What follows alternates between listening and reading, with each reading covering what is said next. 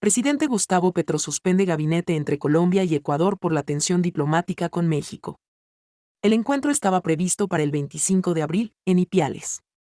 Para el presidente de Colombia, Gustavo Petro, la incursión de policías ecuatorianos a la Embajada de México en Quito para detener a Jorge Glass, el pasado 5 de abril, es muy grave.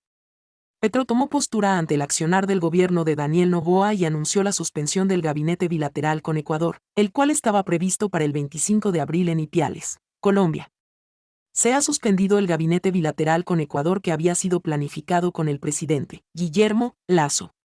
Creo que lo sucedido en la Embajada de México es muy grave.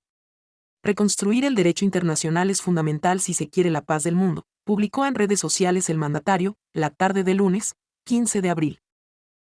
¿Volverán los cortes de luz? Esto es lo que se sabe. Ministro colombiano indicó que el país vecino que ya no está exportando energía eléctrica a nuestro país. La ministra de Energía de Ecuador, Andrea Arrobo, hace unos días descartó los apagones a corto plazo en el país. Esto lo dijo cuando seguía vigente la importación de energía eléctrica al país por parte de Colombia. En todo caso, la funcionaria comentó que las desconexiones se podrían seguir dando por la debilidad del sistema energético. Por estos días varios cortes de luz se han dado en distintas provincias, aunque desde el gobierno no se ha avisado con antelación de los mismos, a diferencia de lo que se hace en época de estiaje. En la agenda que Carolina Yauma dio a Mayra Salazar hay información que llevará a un pez gordote, afirma el abogado de la procesada por el caso Metástasis. La instrucción fiscal del caso Metástasis terminó el pasado 13 de abril. Cuando Mayra Salazar dio su testimonio anticipado ante la Corte Nacional de Justicia por el caso Metástasis, nombró a varias personalidades de la televisión ecuatoriana. La que más revuelo causó en medios y redes sociales fue su mención de Carolina Yauma. Salazar, exrelacionista pública de la Corte Provincial del Guayas, afirmó que Yauma le entregó una agenda con información sobre supuestos operadores de Xavier J., otro de los procesados en el caso Metástasis. Luego, Yauma confirmó en una versión libre ante la justicia, el pasado 2 de abril, que sí le dio la agenda a Salazar y que le pertenecería a su exesposo, Alan Z. Lo hizo para que Salazar la ayudara a determinar si su expareja tenía dinero en las cuentas que aparentemente ahí constaban y así pedir un aumento en el monto de pensión alimenticia que recibía. Hernán Pérez Luose, es delegado de Ecuador en la ONU. Es necesario que Ecuador haga una exposición a nivel mundial demostrando el estatus de delincuente que tiene Jorge Glass.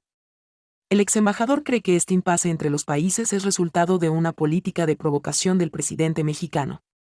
Hernán Pérez Luose, quien fue representante de Ecuador en la Organización de Naciones Unidas, ONU, en Nueva York en el régimen de Guillermo Lasso, analiza los escenarios diplomáticos y jurídicos que podría enfrentar el país luego que el gobierno de México, encabezado por el mandatario Andrés Manuel López Obrador, planteara una demanda en su contra en la Corte Internacional de Justicia de La Haya.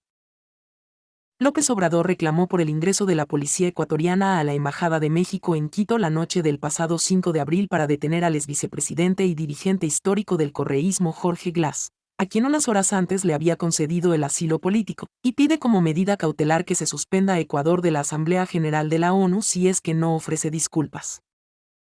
México ha hablado de suspensión, no de expulsión, ¿es lo mismo? Solo se suspende el derecho al voto, en el Pleno de la Asamblea.